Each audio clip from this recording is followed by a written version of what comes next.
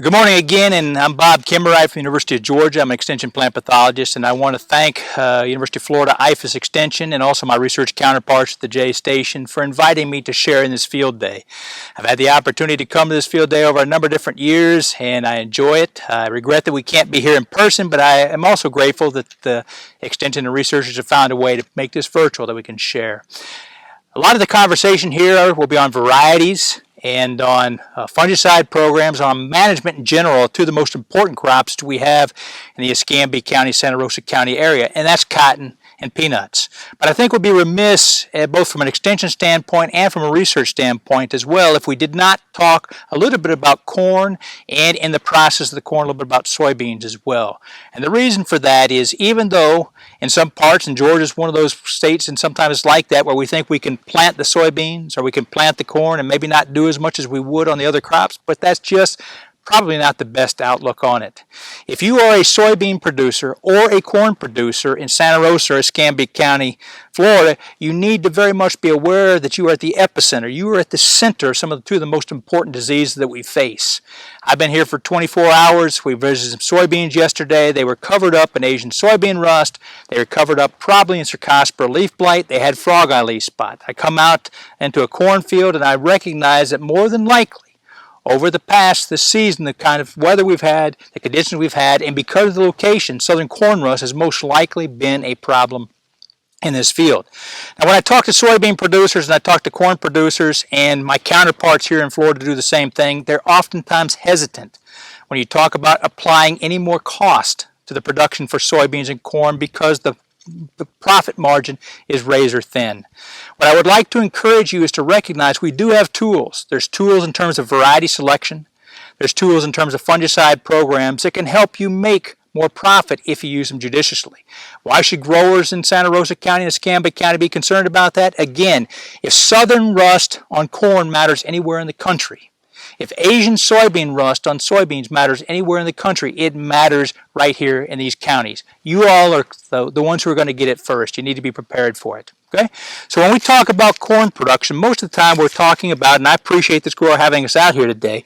It's not often you let a plant pathologist come and talk about your crop, but I'm glad to be out here. When we talk about corn, most producers are thinking about yield. And absolutely, yield is essential. We can protect yield from diseases like southern corn rust, which has certainly been a problem in fields, if not this field, in fields in close proximity.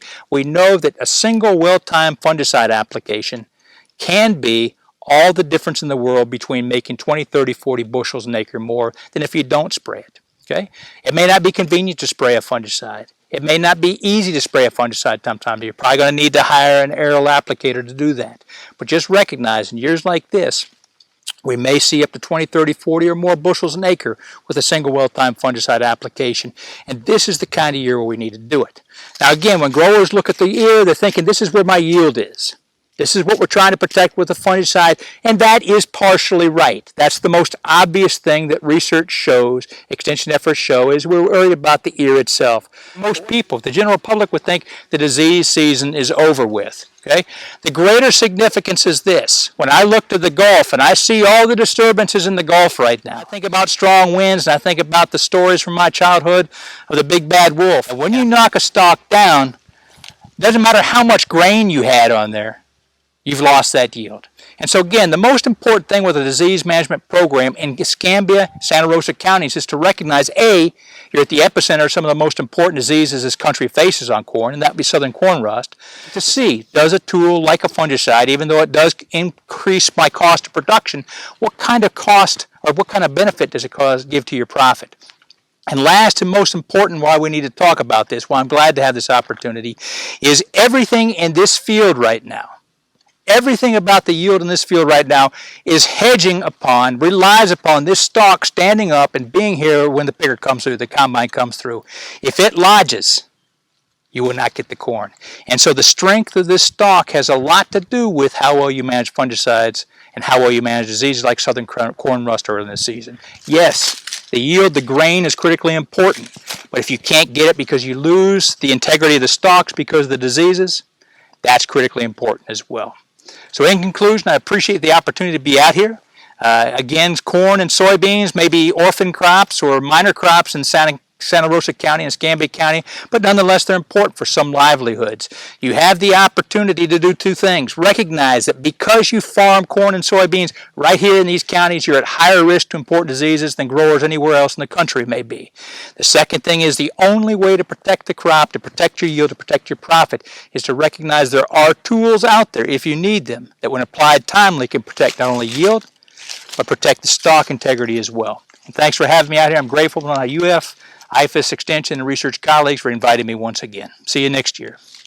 Hi, I'm Mike Mulvaney, University of Florida, Cropping System Specialist here in Jay, Florida.